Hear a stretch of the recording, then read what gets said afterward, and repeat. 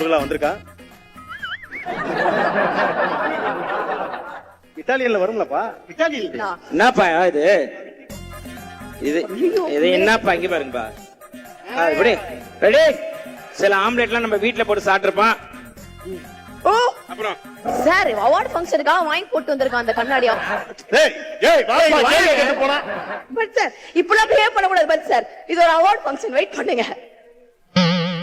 சூப்பரா இருக்கு. நிறம், மனம், சுவை, திடம் எல்லாமே நல்லா இருக்கு.